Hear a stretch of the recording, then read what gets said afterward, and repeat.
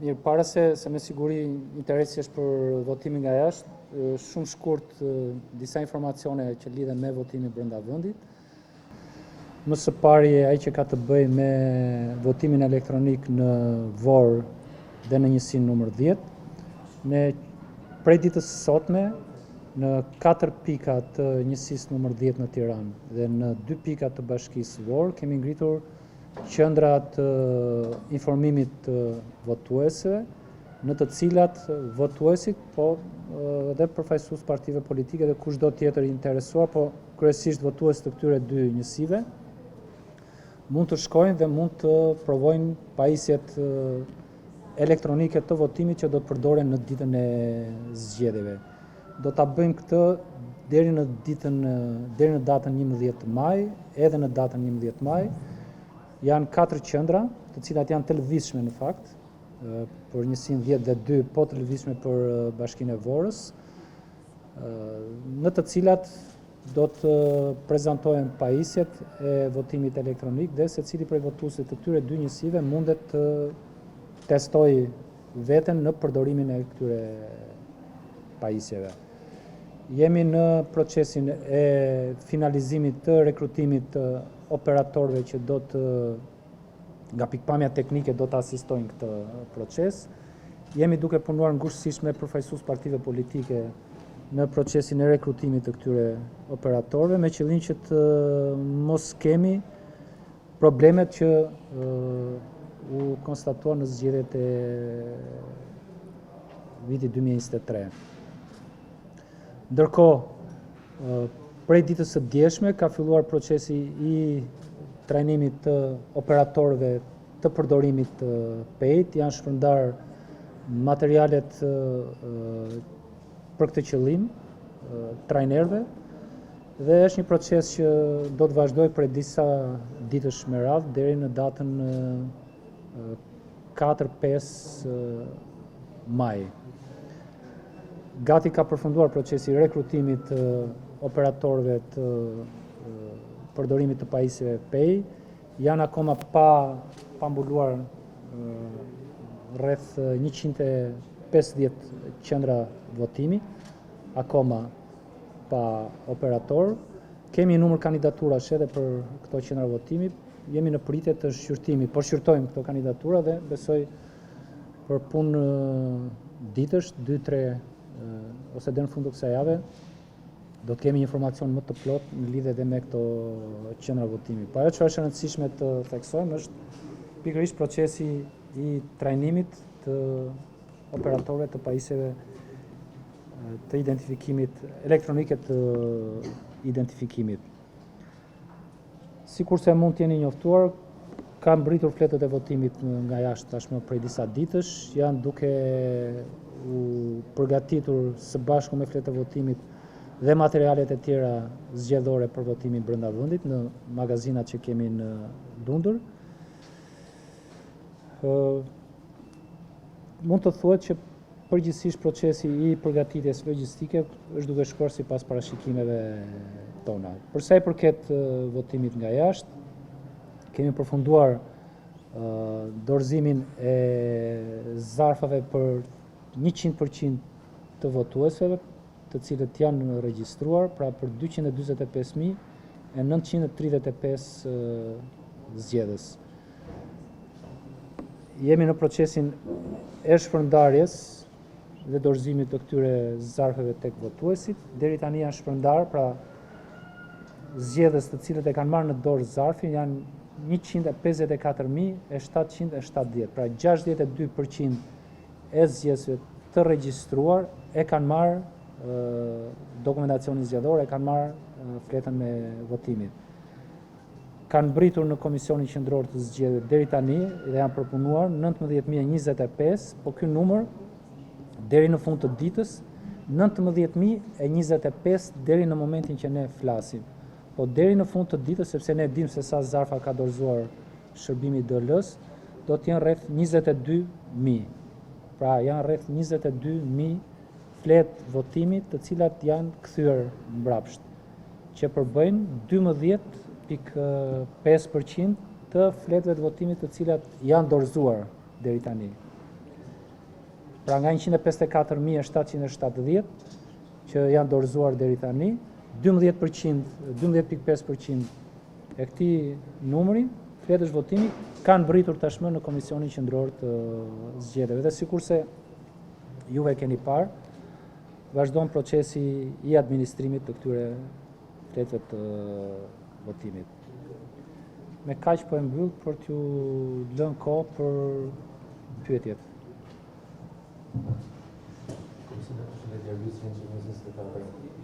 Komisionin për sa i përket shpërndarjes fletëve të votimit të saktave për shqiptarët e diasporës, kemi pasur pretendime nga përfaqësues së majorancës dhe opozitës për sa i përket sipas tyre mos respektimit të procedurës të protokollit të dorëzimit të saktave tek shqiptarët në diasporë. Nuk janë ka pasur raste që nuk kanë shpërndar zakët personalisht tek shqiptarët e diasporës, ata që janë regjistruar.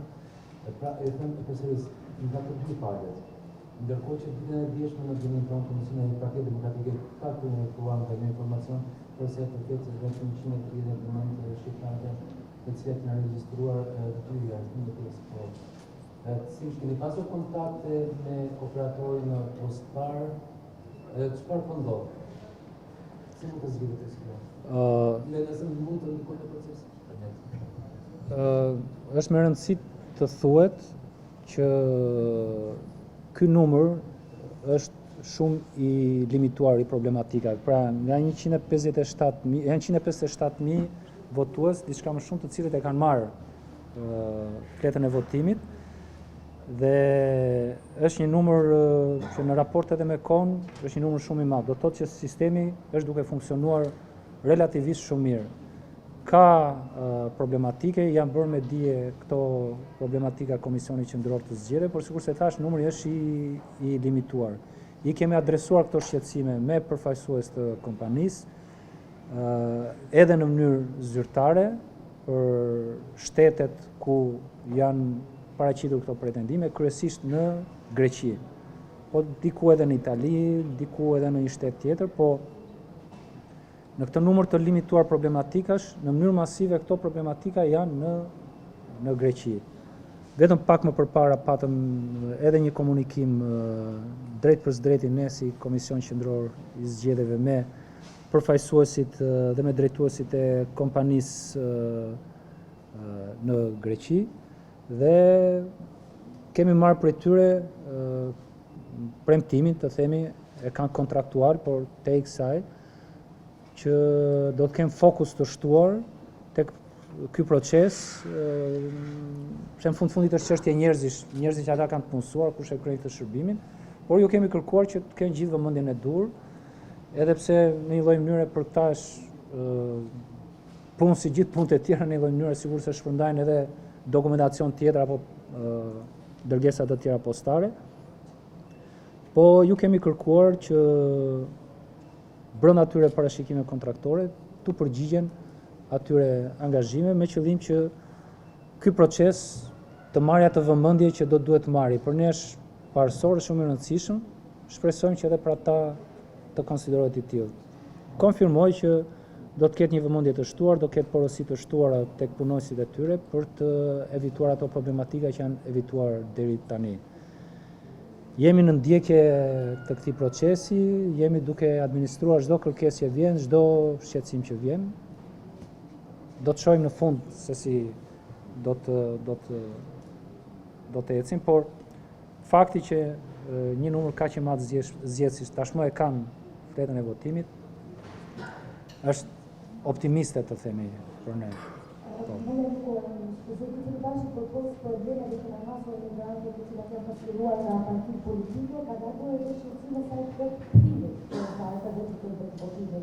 Në redakcion një shqiptar në diaspora në fakt shpreh se numri që kanë kontaktuar dhe cilën e ka pasur në zakën e votimit, që kanë marrë zyrat e dorës në telefon, në shkruan se ato nuk do ta mundosin timin pra të vinë adresën e kasës, por të shkruajnë zyrat e dorës që ta kthejnë në zakën. A jeni në dini ju të këtyre problematikave që kanë ardhur dhe si do proceduroj adresa në këtë rast? Po, jemi në dini, na është bërë me dije qoftë edhe rasti konkreti juaj, po edhe nëpërmjet përfaqësuesve të partive politike. kemi komunikuar me DL-n, ju kemi kërkuar atyre me kontraktorin tonë që t'ja bëjnë me dje degëve të tyre ku këto problematika janë evidentuar që kanë detyrimin që të shkojnë ta tërheqin tek banesa e votuesit. Në shumicën dërmuese të rasteve e kanë bërë, po ka dhe raste që nuk e kanë bërë. Ngelet për t'u parë pastaj në fund se sa është ky numër rastesh, çfarë impakti ka, çfarë efekti ka. Por qoftë edhe për arsye formale të transparencës, duhet ta konfirmoj që shumica dërmuese, dhe këto janë rastet mjaft sporadike, procesi i dorëzimit është bërë në përputhje me ato parashikimet e me atë protokoll. Bëhen publike vërtet raste problematike, po qindra e mira raste kur procesi ka shkuar mirë, njerëzit nuk kanë interes votuesi që të bëjnë publike eksperiencat e tyre pozitive. Dhe ne akoma nuk dim, ose dim, sepse dim që është një numër limituar, por nuk dim të themi, nuk mund të themi që ky numër është shumë i madh. Shumë nuk do të thotë asgjë. Se në një mbledhje që kemi bërë në të gjitha rasteve, të gjitha problematikave të raportuara nuk shkojnë më shumë se 100. Nëse dikush ka një numër më të madh se 100 rastesh problematike, le të na i bëjmë dije. Të gjitha llojit të problematikave po flas. Dhe 100 në 150.000 Kësa në meritë, zëtë Libashi, a mund në thoni se dhe në çfarë është puna që është të bërë të që bërëve në bashkëpunim me SPAK dhe përdorim e përgjithshme për rastet për denocimet që mund të ardhur nga qytetarët apo nga çdo subjekt tjetër për numrin e tyre dhe nëse është marrë në një procedim në hap nga ana juaj dhe zyrës posaçme Komisionit që do të zgjidhë për të treguar rastet. Po jemi në komunikim të vazhdueshëm. Kemi patur shkëmbim informacioni për një çështje konkrete, ndërkohë në një komunikim të sotëm të ditës fundit, po ndoshta edhe SPAK mund t'ja bëjmë me dije vetë, janë një numër procedimesh të cilat janë është duke ndjekur SPAK, bazuar në kallëzime si të subjekteve zgjedhore, po ashtu edhe të qytetarëve të ndryshëm. Janë duke i jetuar, duke proceduar sipas parashikimet kodit procedurës, dhe me siguri në momentin kur ka diçka për të ndarë me publikun, do ta ndajnë. Si në konomi report televizion, Komisionari do krejnë prapë të problemet e shpërndarjes, sepse ajo që ju e quani, po themi të izoluar, për ta pranuar që është një rast i izoluar, do të tregoni nga kuptoni që nuk është masive, ndërkohë që dëshmi publike janë shumë të shpeshta dhe të aktive ose administrative, por edhe mes medias, se si nuk kërkohet mjet verifikimi, si u lihet e dera ose të kupi postare, si u lihet komshimi apo familjarëve, si dhe kur rastet ku posta nuk shkon po kërkohet që ta marrë në qendër postare. Pra së pari duhet kuptoj si e kuptoni një që nuk është masive, së dy duhet kuptoj a ka penalitetet dhe mbërryer në rast se nuk respekton kontratën, dhe së treti pse nuk është publike kontrata konsultuar dhe nëse sa kujdes të keni qenë nuk që kompania i thjesht marr parat e porosituara për të fiskatore të këtë frikë të realizohet nga një informator. Matematika në ndihmon në këtë rast.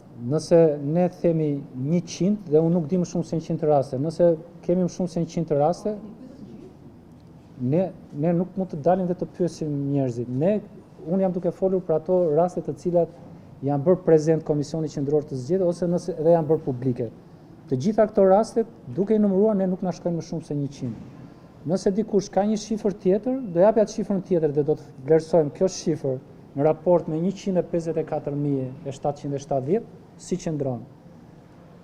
100 me 154.770 mund ta përkufizoj unë, po dikush tjetër ndryshe që janë raste të izoluara. Nëse janë në një numër tjetër, do të thotë që gjithë secili prej nesh mund ta bëj këtë raport. Lista është e thjesht për ta kalkuluar problematikat në atë çfarë është sukses. Do të thonë 0.04%. 0.04%. 0.04%. Unë po jap shifrat. Por ju nuk jeni për një shënë që ata votues të cilët nuk kanë shprehur pozitisht, automatikisht e kanë marrë konform kontratës. Pra, ju nuk mund ta merrni një qenë këtë dhe të merrni një qenë vetëm pak rast nuk e pamundje. Pse nuk do ta marr të mirë qenë këtë? Sepse a kemi një provë në procedurë që kuptohet që është bërë sipas rregullave ligjore? Në momentin që apo nuk e keni, apo keni empirike? Jo, s'është empirike. Në momentin kur dikush nuk paraqet ankesë, pse duhet mendoj që ai ka një ankesë por nuk e ka paraqitur? Është logjike kjo. Unë administroj ankesat. Dikush nëse nuk është ankord do të thotë që është në rregull. Nuk e dim këtë nuk e dim. Mund të jetë edhe kështu, mundet që të 154 të kenë vuajtur që kanë marrë 154.000. Nuk e dim këtë, nuk e dim. Nëse duam të spekulojmë, mund të spekulojmë në çdo lloj mënyre. Fakti është që numri i problematikave të prezantuara në Komisionin Qendror të Zgjedhjeve apo të bëra publike, në ajo çfarë ne kemi numëruar, nuk është më shumë se 100. Nëse dikush ka një shifër tjetër, ti mbledhi thotë gjë, komisioner, nuk janë 100, janë 200, janë 500, janë 1000. Unë këtë shifër kam. Nëse dikush ka një shifër tjetër, për sa i përket marrëdhënies kontraktuale, është një çështje që kur të vi momenti do diskutohet, ne nuk e kemi mbyllur procesin, është një marrëdhënie kontraktuale që vazhdon, ne nuk vendosim dot tash. Tani jemi duke shtyr pra sa kontrata, po edhe pak më shumë se na lejon kontrata, kompanin që ta bëjë atë punë siç ka marrë përsipër për ta bërë. Dhe për këtë nuk kemi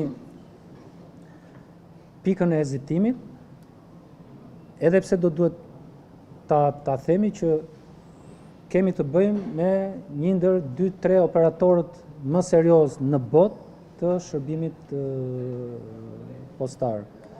Dhe nëse këta nuk do ta bëjnë siç do duhet bëjnë, kush tjetër do duhet ta bënte më mirë se këta. Do ta mbyllim një pyetje konkrete, të paktën 3 raste publike nga ato që kemi parë në media dhe rrjetet sociale, rezulton të kërkuar zarfja pa letën e votimit brenda, që mund të kemi gabimin e arsor, mund të kemi izoluar, por çfarë edhe për këta 3 individ që janë shprehur publikisht, a ka ndonjë mënyrë të korrigjohet kjo patjetër këta votime?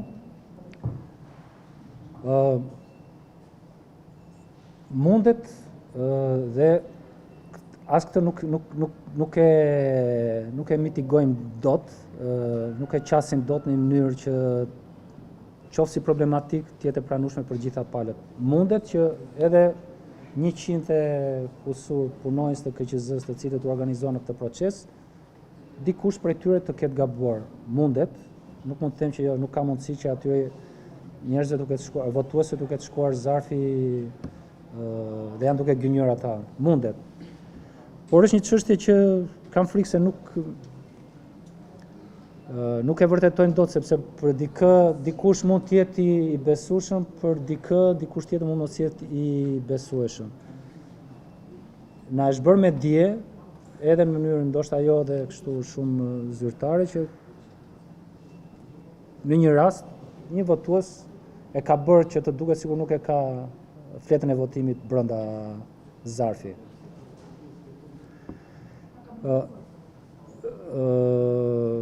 Tani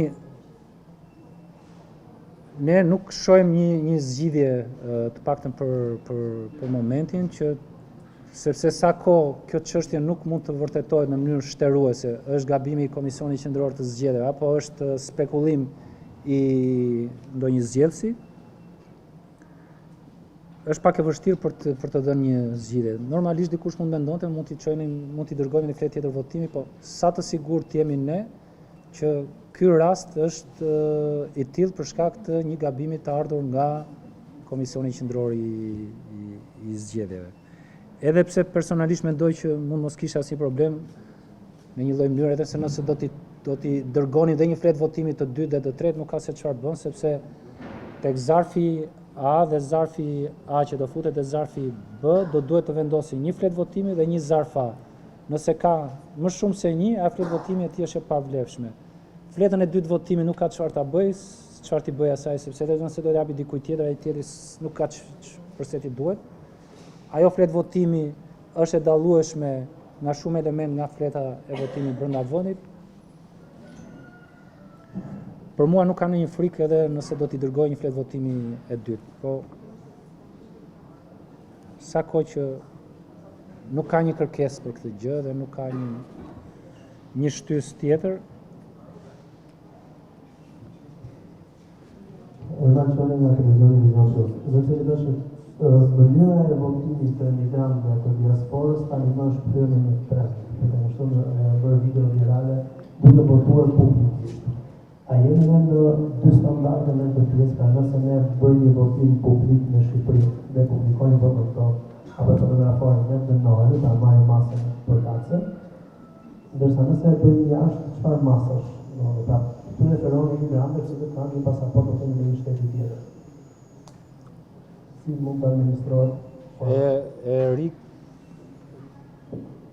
Bëjmë me di edhe njërë publikisht që fotografimi votës dhe atë çfarë janë duke bërë ata që janë duke bërë atë në rrjetet sociale, në gjykimin dhe në vlerësimin tim janë duke kryer një vepër penale, po nuk jam unë autoriteti që vendos për këtë çështje. Unë e vlerësoj si një veprim i cili klasifikohet si vepër penale. Është ndaluar rreptësisht publikimi i votës, fotografimi dhe publikimi i votës. E bëjnë, është llogaria atyre që e bëjnë këtë. Edhe në këtë rast edhe në këtë problematik janë rastet sporadike, sepse nuk kam parë që shumica, paktën nga sa unë e kam këtë informacion, shumica dërmuese e votuesve nuk e kanë bërë këtë akt apo këtë gjest. Nuk do duhet ta bëjnë.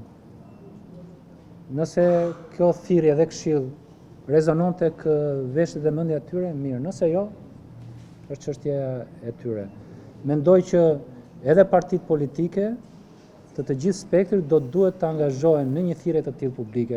Nuk duhet të inkurajojnë votuesit e tyre. Disa mund të jetë shumë e thjeshtë për ta që të fillojë një procedim penale, të kenë reperkusione negative për nuk ja vlen. Më shumë se kaq nuk di se çfarë të them. Edhe të këshilloj. Por me këtë rast në fakt do dua të them diçka që nuk litet drejt për drejti me pyetjen tuaj, por në përgjithësi me këtë proces.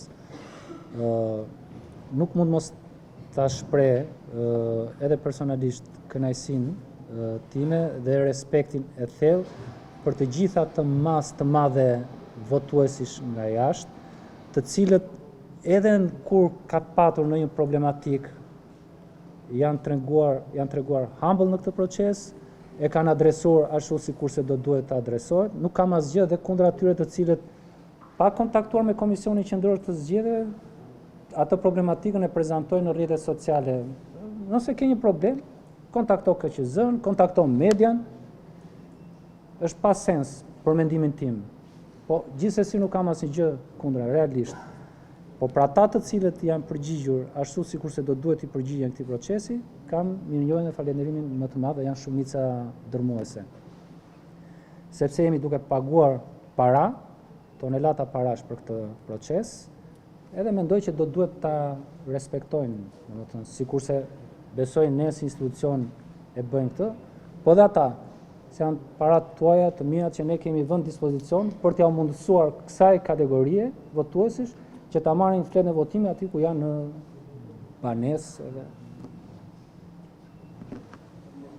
Mund ta komentoj dikush si të doj, po nuk ka problem. Zarteve elektorale dhe kthimit të një pjesë të tyre. Deri në 11 maj, mendoni që do jetë një masë e madhe e shqiptarëve që do ta kthejnë votën në Tiranë? Janë 62% që e kanë marrë, janë gati 9% që e kanë kthyer mbrapsht, shifrat janë inkurajuese. Ekziston mundësia që shumica dërmuese ta kthejë. Edhe kur flas shumica dërmuese, mbi 80-90% e votuesve nga jashtë ta kthejnë fletën e votimit mbrapsht.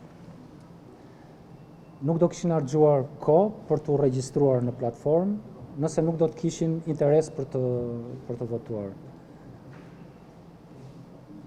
Personalisht më duket një numër shumë i madh zgjedhësish, të cilët janë regjistruar, kanë marrë fletën e votimit, është një ushtrim shumë i mirë i demokracisë. Dhe po ndodh për herë të parë është eveniment historik në kuptim të votime pluraliste në Shqipëri dhe e kemi bërë në një kohë shumë të shkurtër, kështu që meriton të shënohet këtë gjë. Dhe jo për meritën tonë.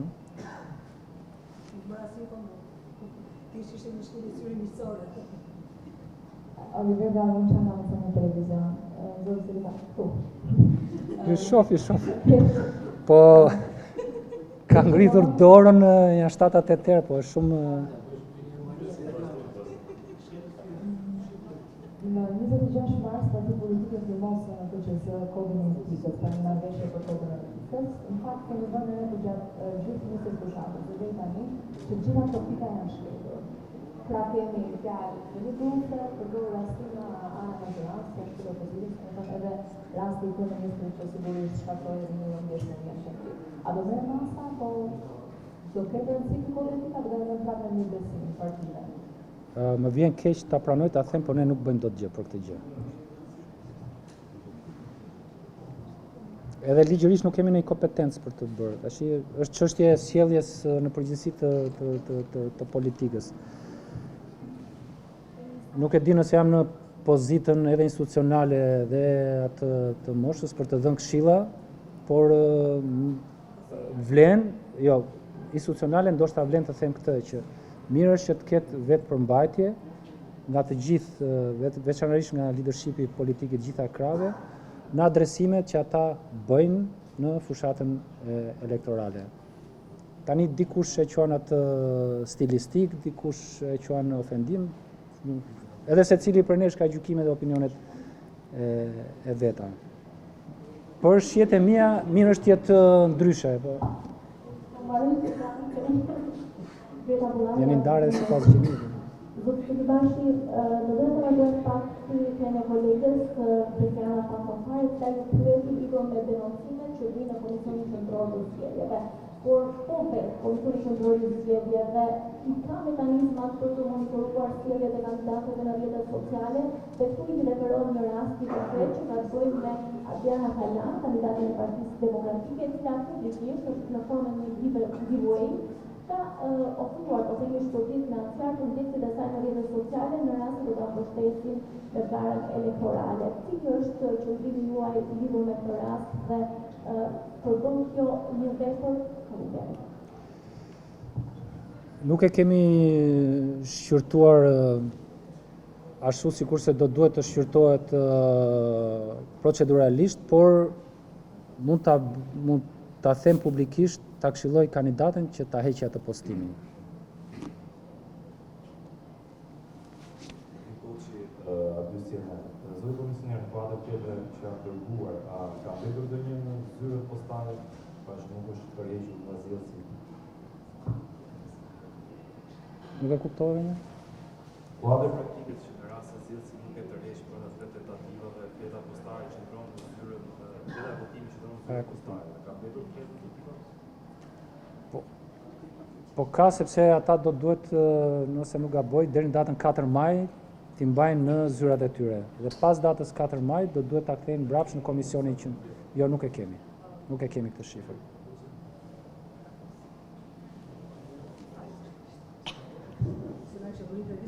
Më parë komisioner me qësë dhe në Shqipëri dhe votojnë dhe në diaspora dhe votojnë.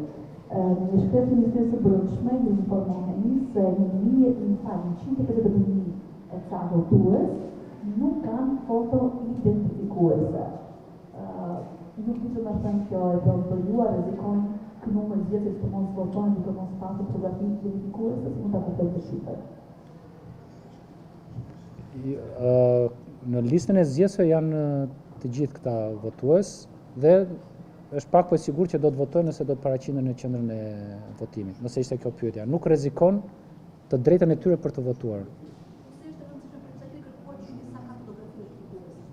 Sepse lidhet me identifikimin nëpërmjet pajisjes identifikuese elektronike të identifikimit. Do duhet të jenë këto të dhëna në pajisjen elektronike të identifikimit.